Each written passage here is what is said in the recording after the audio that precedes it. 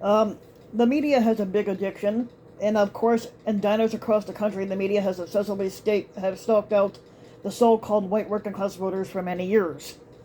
Now, if you think about it, institutions are like people. They have personalities, history, memories, cultures, ethics, desires, relationships, emotions, dreams, and habits. And like people, institutions also have addictions and compulsions. The mainstream news media has been addicted to stories about the so-called white working class for more than 7 years, and it shows few signs of wanting to recover and heal. Excuse me. This addiction began in earnest during the age of Trump and in response to what the mainstream news media and its gatekeepers saw as fascinating human interest stories about forgotten white Americans in the rural red state America and their ball washing of Trump. Now, in many ways, this is nothing new. Such reporting is part of a long tradition of mostly anthropological and stereotype-laden stories about toothless hillbillies and poor whites in Appalachia and other parts of rural America. Yeah, the hillbillies and poor whites, that's usually the Trump people. But Trump's ascendants, the American mainstream news media, doubled down on their addiction both as a function of embarrassment that they had so fundamentally misjudged the country's political dynamics and to capture the money that could be made through obsessive coverage of the white working class.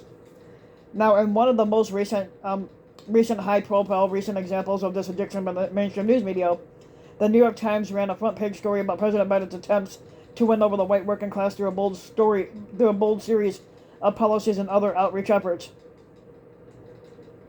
With his call for a blue-collar blueprint to rebuild America, President Biden on Tuesday night acknowledged rhetorically what Democrats have been preparing for 2 years: a fierce campaign to win back the white working class voters through the creation of hundreds of thousands of well-paid jobs that do not require a college degree one bit.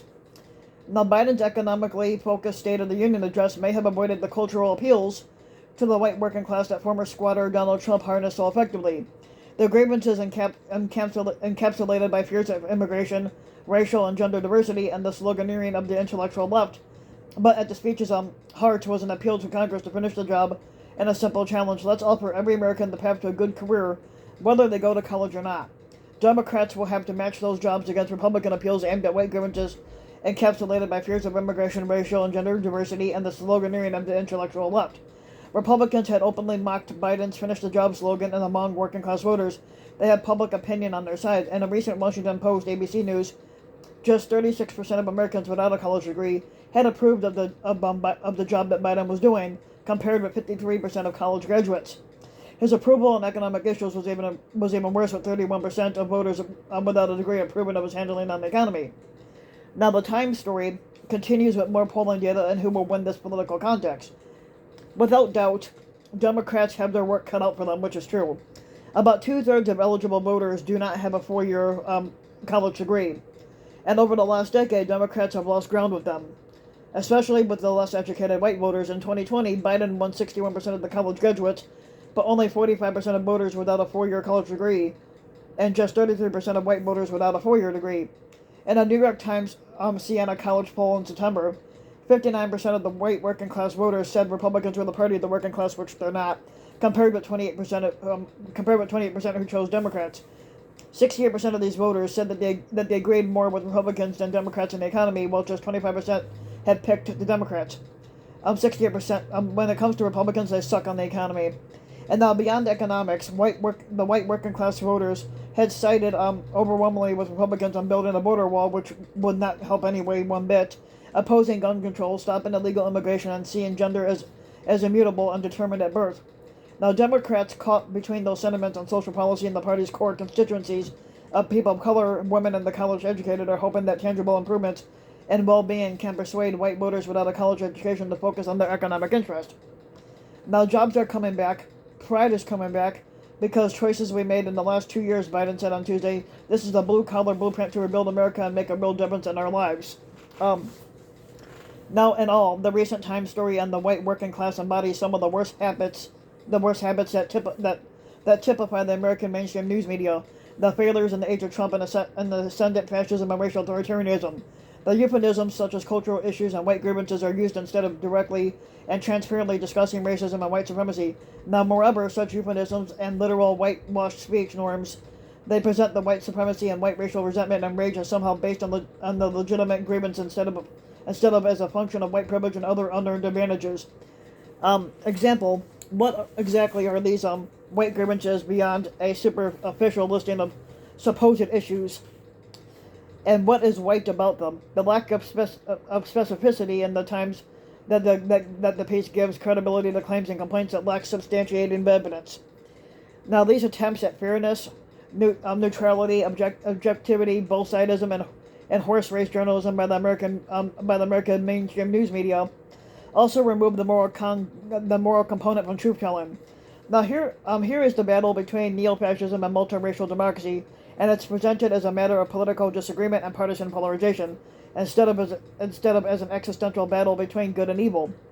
Now, what media scholar and journalist Jay Rosen describes as the savvy take would not save American democracy or the fourth estate's credibility and legitimacy in this time of crisis. One of the great attractions to horse race journalism is that it permits reporters and pundits to play up to their detachment. Focusing on the race advertises the political innocence of the press because who's going to win? It's not an ideological question, but asking if you reaffirm that yours is not an ideological profession. This is going to be as experienced as a pleasure by a lot of mainstream journalists, and innocence is bliss. The quest for innocence in political reporting means the desire to be manifestly agendaless and thus prove in the way you describe things that journalism is not an ideological trade, which can get in the way of describing things. The he said, she said doesn't always tell us who's distorting the picture more, but it is neutral on whether the reality is, but reality is not something journalists can afford to be neutral about. Political journalism should help us get our bearings in a world of confusing claims and counterclaims, but instead we have savviness, the dialect of insiders bringing us into their games. But what do we actually know about the so-called white working class in the age of Trump and going on beyond? Now, social scientists and other experts have repeatedly shown it's not economic anxiety, but instead white racism and white racial resentment that explains why the white working class and other white voters licked Donald Trump's nuts, the Republican Party, and the larger neo-fascist movement. The status anxiety is just a proxy for anger and fear about the perceived loss of white privilege and white power.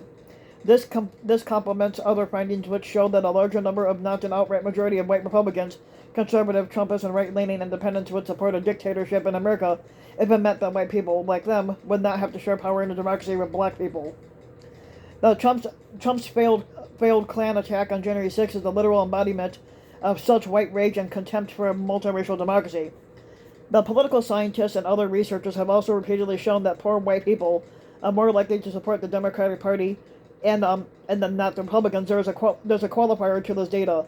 Poor and disenfranchised people on both sides of the color line, the ones often featured in the mainstream media's white, rural, and working class poverty porn gene, are less likely to vote porn genre are less likely to vote than members of the higher income groups. So the so-called white working class Trump and Republican voters actually have higher median incomes. Actually, I don't think they do.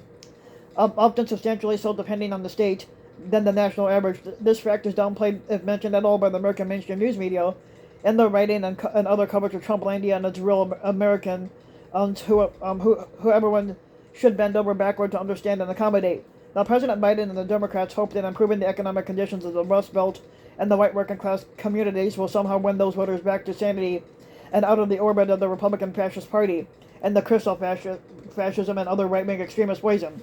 Unfortunately, those hopes are not supported by the evidence, as Mike Males at Yes Media offers in his intervention. Surveys and studies consistently find that Trump's generally older white supporters that were enraged at a loss of status and in fear of being replaced by non-white people, that white people are falling behind across the key economic health and safety index, and it's not due to victimization by immigrants and the Democratic conspiracies, or at least that's what they think. However, but to victimization by other whites and self-inflicted alcoholism, drug overdose, and suicide. Is the solution to undivided America massive federal programs to improve Republican America's struggling economies and troubled social conditions? Then, aside from the problem that a Republican member of Congress and two Democrats have sabotaged beneficial initiatives, former President Barack Obama already tried this. From 2010 to 2016, President Obama and his administration's economic recovery measures had fostered millions of new jobs and thousands of dollars in real median income growth for whites in the urban and most rural areas, alike reversing the recession under Republican George W. Bush's presidency. Now, yet, despite these gains, white voters vehemently rejected Democrats in successive elections, and today, Trump's base voters are electing candidates who share their racial resentment and imagined victimization, and not those who are actually are advancing their safety and economic well-being. Now, here are several more inconvenient facts that undercut the mainstream media's obsession with the white working class. Trump and the Republican fascists have a solid base of support among white middle class and the affluent communities in blue state America. Well, most of the blue states don't support Trump anyway. But that is a much more challenging and difficult story for the mainstream media to focus on, because it would require critically interrogating members of their own peer group and class instead of obsessing about poor and working class white people in rural and the Rust Belt America. The black and brown people are experiencing far more economic uncertainty and pain than are the white working class people in America, and yet they did not block the Trump and his neo-fascist movement. And why is that? In the same bastions of Trumpism in rural and Rust Belt America that are obsessively profiled by the American mainstream news media, there are Democrats, progressives, and other people who reject such politics. And where are their profiles and fawning coverage? Now, by definition, President Biden's initiatives to help the Rust Belt and rural America are newsworthy. The more important question is, how should the news media cover this story? Whose voices and experiences should be highlighted and elevated? Are we, the fourth estate, speaking truth to power and helping the public to make informed decisions? In this time of crisis, are we defending democracy or aiding and abetting the rise of fascism and authoritarianism? In the end, as Donald Trump and his pathetic inbreds in the Republican Fascist Party and movement become even more extreme and dangerous, the American mainstream news media will continue to feign being shocked and surprised by how the white working class voters support and love all of this horrible shit. An inability to see clearly and a perpetual state of denial about reality is what the American mainstream news media's addiction to the white working class has wrought. Like all addicts, the American mainstream news media needs to hit rock bottom so that it can finally admit it has a problem and then seek help to get better. But the Republicans, they won't get any better. They're too far blind. They're too far gone in the aspect of the alternative reality world. Unfortunately, if the current habits and trends continue, the American mainstream news media will not realize it has a problem until it's too fucking late. After more than 7 fucking years, it is clear that such a fucking moment of clarity will not be fucking happening. Basically, so basically, if you like the video, you can get the video, like and subscribe to my channel, RBW King. You can also hit the notification bell so you'll be notified when a new video comes out.